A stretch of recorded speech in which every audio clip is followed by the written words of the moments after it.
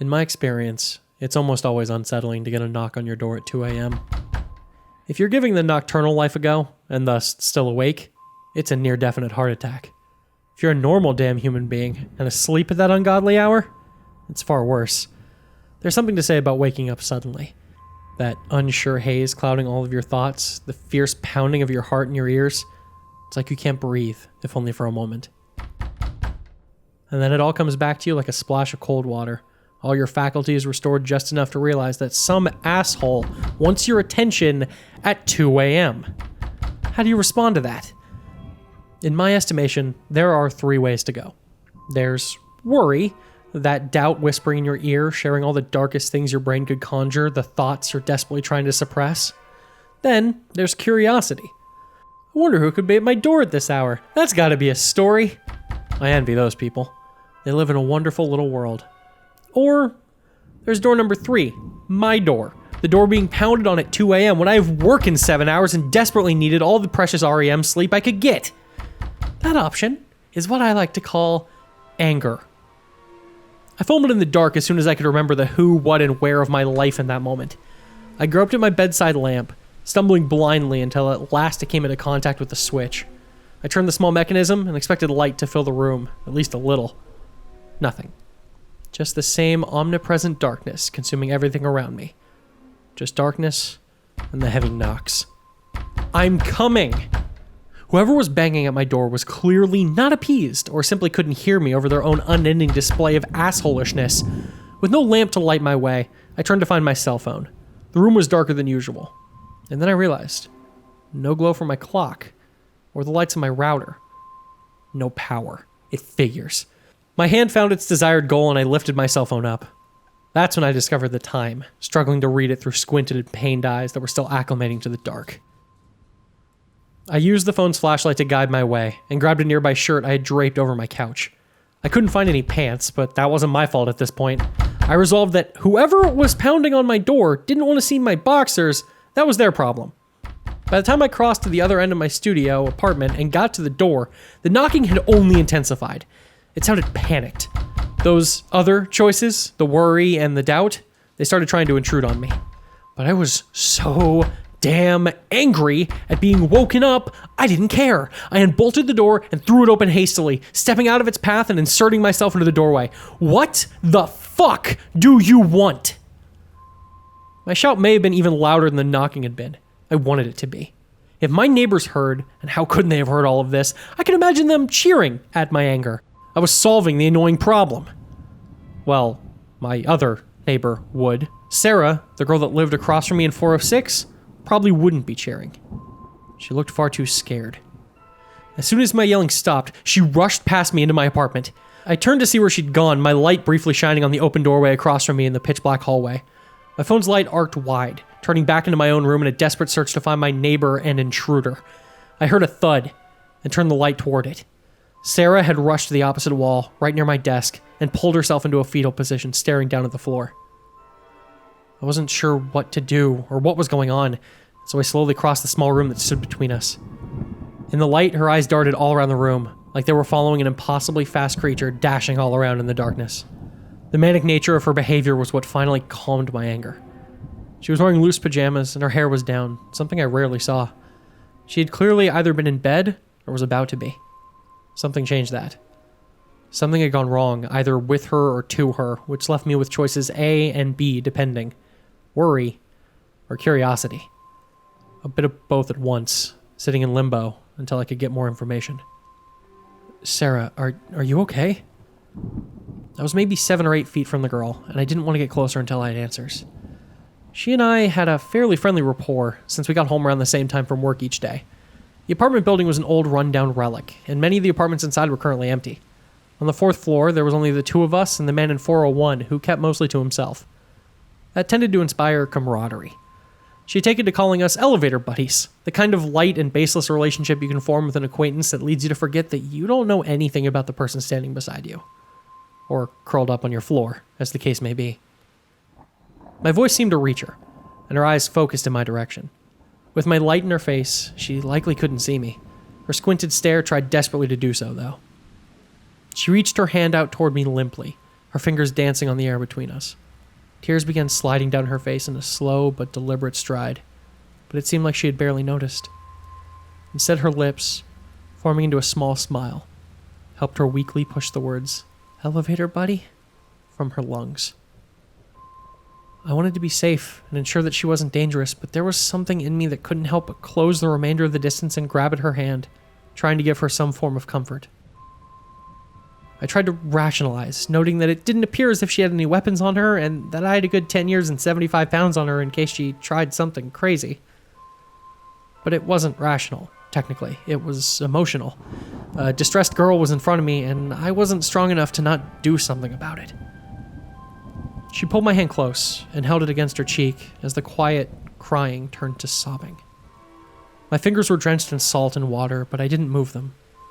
I instead set down my phone, the light pointing up at the ceiling, so that my other hand could reach out and grab on her shoulder. I pulled her away from the wall and into a soft embrace. She didn't fight it, instead forcing her weight against me. I struggled to hold my balance, but managed to keep both of us upright. I was quiet, gently shushing her and trying to calm her down, not wanting to pressure her, but needing to find out what had happened. It was a good 10 minutes before Sarah seemed to regain her composure and pull away from me.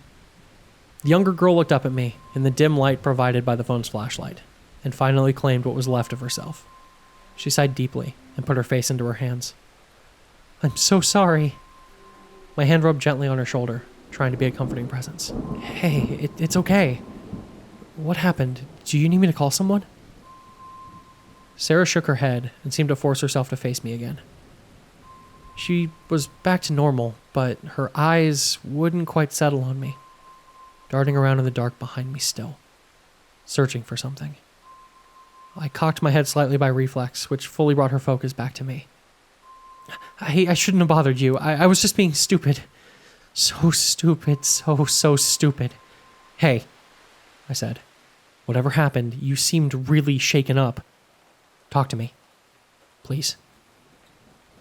Within a few minutes, I had finally gotten around to shutting my door and lighting a few candles, along with putting on some sweatpants lying on the floor. I offered to make her some coffee, which she accepted, before both of us remembered that the power was still out. I got her a blanket and let her curl up on the couch. I pulled a chair up in front of her. We called the police together. She gave them the short story. While we waited for them to arrive, I got the longer one. I woke up to this scratching sound on my ceiling. At first, I thought something was being moved around in the apartment upstairs. Annoying, considering the time, but whatever. Then it started going down the wall near the head of my bed. It eventually got as close to me as it could, right on the other side of my headboard. Scratching. Scratching, like it was trying to dig through. I wanted to think that maybe it was a rat or something, but the scratching seemed to come from something bigger. Something deliberate? I got freaked out and wanted to find out what was going on, which is when I got up and noticed that the power was out. I couldn't find my phone anywhere, even though I was sure I left it on my bedside table, and I stumbled around in the dark trying to find anything that could help me see. All the while, the scratching sounds followed me. On the floor, on the ceiling. There was more than one now, and they were always heading toward me. I went for the box of matches I always left in my bathroom, but the bathroom door was shut and wouldn't open.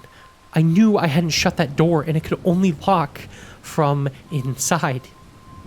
Which is when I officially began to panic.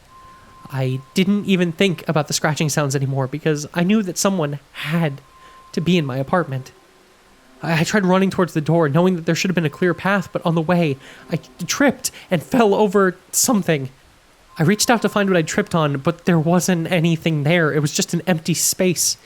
As I was sprawled out on the ground, the scratching noise suddenly found its way back into my focus.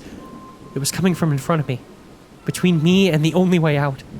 It was only inches away, and then, I swear, I felt something breathe on me. I screamed and swung out in front of me, but nothing was there. I scrambled back to my feet and charged forward to the door. I thought it was farther away than it should have been, but I couldn't open it. There were no locks, just the doorknob, and so I pounded on my door with everything I had, and the scratches got closer. So close, until it sounded like they were inside of my head, and I felt the breathing again, fingernails raking along my back, and all I could do was slam against the door with everything I had, and then you answered. The police arrived, and we had to wake up the landlord to get the spare key back into Sarah's apartment. The man didn't even bother leaving his apartment, merely passing the key through a mostly closed door into my hands. The cops searched her apartment thoroughly, but couldn't find any signs of a break-in, or anything she had described. Her phone appeared to have merely fallen on the ground, her bathroom door opened with no difficulty, and nothing was taken. They said she should probably be careful, but it was likely just her nightmares bleeding into the real world after she woke up in the darkness. She just nodded at everything they said. Something about the whole situation felt off to me, but I couldn't put my finger on exactly why. I offered Sarah my bed for the night, but she refused. She said it was just her brain playing tricks. I made sure we exchanged phone numbers and told her to call me if she needed anything. I woke up late the next day and struggled to get ready. I just felt off. Dressed and lightly fed, I emerged from my apartment and was about to head to the elevator when I thought to knock on Sarah's door. No answer. I wasn't surprised. She had likely already gone off to work. I'd missed my chance to check on her. I sent her a quick text asking how she was holding up and headed off to the rest of my day. I got home later that evening and took the elevator up. No Sarah. We weren't always home exactly at the same time, of course. Traffic had a lot to do with that. But it still worried me. I checked my cell. Still no reply. I sent her another text, just insisting she respond to let me know she was fine. Nothing. I knocked on her door. No answer. Not then, and not when I checked again an hour later. I called the landlord and asked if he'd spoken to her that day. The whole call was a waste of time, with the man just frustrated about being woken up the night before. I said I was worried about her. He said a person wasn't missing until they were gone for 3 days. Prick. I called Sarah's cell phone while knocking on her door again at about 10 that night. She didn't answer, but I froze as I heard her phone ringing on the other side of the door. I started pounding now. Pounding on her door, and suddenly, I heard a voice on the other side. Leave me alone. It was just a nightmare. God, take a hint. It was Sarah's voice, undoubtedly. I staggered back from the door and shook my head in disbelief. And then a small flare of anger. Whatever then. See if I cared. I walked back into my apartment and slammed the door behind me, eager to put the previous night to rest. I woke that night to a slamming sound coming from my door. I couldn't believe it. I threw myself out of bed, trying to reach for a phone I couldn't find. The room was once again bathed in complete darkness. Another power outage. What were the odds? I angrily bounced my way off various pieces of furniture until I found the matches I'd used to light the candles the night before. I lit another candle and headed to the door, loud bangs guiding me, before once again throwing it open as I yelled, I swear to God, Sarah! The hallway was empty. I poked my head out of the doorway and couldn't see any movement except for the dancing of the candlelight. I slowly closed the door and bolted it shut. As I was turning around, I saw a quick flash of movement in the dark. Something slammed into me, knocking the candle from my grasp. I yelled out as I collided with the nearby bookcase, falling to the ground. The candle had seemingly gone out after leaving my hand. No burning down my apartment, thank God, but I was blind. And I wasn't alone. I swung out wildly in the direction of whatever hit me. Nothing. And then I heard something. Scratches. Coming from the ground in front of me. From the ceiling above me. From the wall beside me. Whoever the fuck is here, know that I'm going to kill you if you don't leave right now, I swear to God. Nothing. Just more scratches, seemingly getting louder and louder, closer and closer. I lunged forward to where the scratches were coming from the ground in front of me. I collided hard with the floor, and then I felt it. The warm breath on the back of my neck. My blood froze. More reckless swings. My left hand connected with something, and I felt a sharp crack. Pain engulfed my mind. A broken wrist, probably?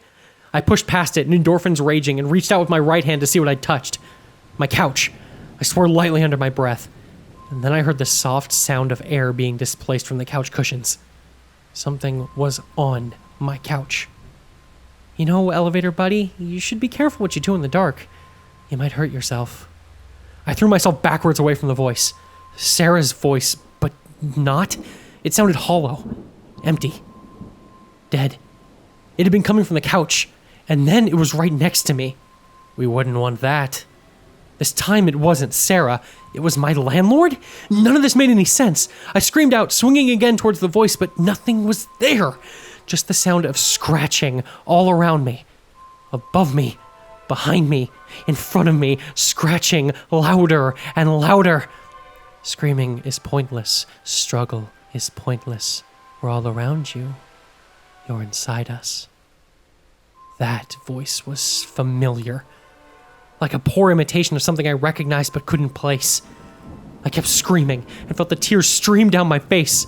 I crawled backwards, my back hitting a wall. I felt so helpless, so weak. I screamed for help again and again, kicking against the floor beneath me. They can't hear you. Not yet. Once your voice joins ours, they'll hear you soon enough. In the midst of my panic, it finally dawned on me. The thing that unsettled me about the last night. The small voice in my head screaming at me that I just couldn't understand. The thing that told me I needed to believe Sarah. Her door. It had been open. When she had entered my apartment, it had been wide open. So then who had closed it? What had closed it? I felt a burst of energy surge into me, and I threw myself into my front door. To my surprise, it opened. There was a faint light glowing on the other side of the open door leading into Sarah's apartment. I knew it was probably a trap. I knew it was stupid, but I crossed the hallway into her room, craving any light I could find. What I found was Sarah. She was still wearing her pajamas from the night before, but they were cut and ripped to pieces. All across her skin were cuts and slashes, dried blood covering large parts of her. Her face was forever decorated with a frozen scream of pure horror, her eye sockets now just empty holes of darkness. And all of this illuminated by a single flickering candle resting gently in her still hands, the flickering light almost making it look like the shadows were crawling on her skin and clothes. My body moved without my consent, and I charged forward for the candle. My right hand grasped it, but as close as I was now, I could see the truth. The flickering shadows weren't shadows at all, but countless small black bugs crawling all over Sarah's body. I let out a wail at the sight, but found myself already halfway out of the apartment. I ran down the hallway to the stairwell, but found the door to be locked. Distraught, I screamed out and ran over to the elevator, pressing the call button. It lit up, and the door slowly opened. I didn't dare question my luck, and hurled my body within, repeatedly slamming the door close button. It did. I hit the button to the first floor, and felt the elevator begin to descend. 3rd floor. 2nd floor. 1st floor. I expected the doors to open, but they didn't. Instead, I only continued descending. Deeper. Deeper. I howled in despair, clutching tightly to the candle. My only source of light. My only hope. The apartment complex had no basement, and yet deeper and deeper I went. Tears were flowing down my face. I could hear it again. The scratching noise. And I knew I understood it for what it was. It wasn't scratches. It was the sound of thousands of little bugs, moving as one, descending upon me. I could see them filling up the elevator around me. The walls became a moving mass of black. The ceiling. The floor. They began to fall onto me. Crawl on me. Crawl into me. I could feel them tear at my skin, cutting me. I crumpled to the ground, and I was quickly enveloped. I screamed and screamed in terror and pain as I was quickly devoured by the small creatures, but still I refused to release my candle, and then I heard a voice again. Welcome to the hive. It was my voice. I was just another voice for these creatures to use now. Just another tool. I felt the monsters crawling around just under my skin, flooding into my mouth, biting at my now closed eyelids. My voice was no longer mine. My screams were now empty and silent. The last of my strength left me. I opened my eyes once more and watched as the candle My only light slipped from my hand and was consumed by the bugs all around me, the light fading instantly. And then they began to feast on my eyes. Now who shall join us next